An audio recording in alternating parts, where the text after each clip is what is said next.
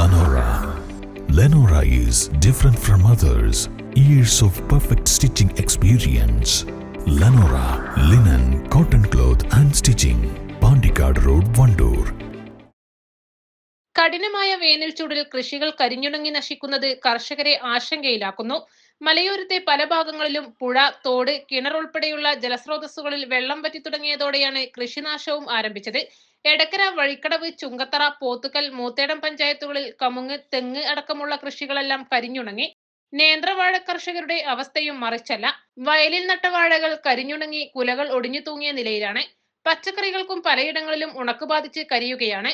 ചുങ്കത്തറ, കൊന്നമണ്ണ ഭാഗത്ത് ഏക്കർ കണക്കിന് കൃഷിയിടത്തെ കമുങ്ങുകളും തെങ്ങിൻ തൈകളും കരിഞ്ഞുണങ്ങിയ നിലയിലാണ്.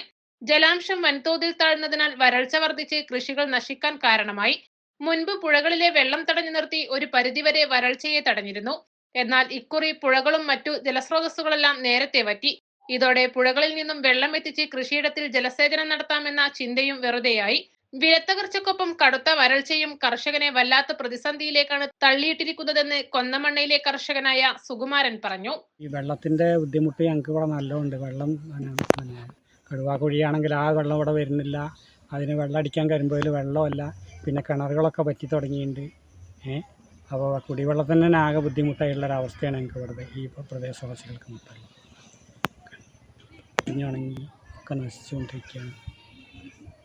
കണക്കൻ കടുവാക്കുഴി ജലവൈദ്യുത പദ്ധതി അവിടെ നിന്നാണ് വെള്ളം വന്നുകൊണ്ടിരുന്നത്. അപ്പം അങ്ങോട്ട് ഇപ്പം അല്ല, ഈ പ്രാവശ്യത്തെ രൂക്ഷമായ വരൾച്ചേൻ്റെ ഇതുകൊണ്ട് വെള്ളം അങ്ങോട്ട് വരുന്നുമില്ല, ഇങ്ങോട്ട് അടിക്കണമില്ല, അടിക്കാൻ കഴിയുന്നില്ല, വെള്ളമില്ല.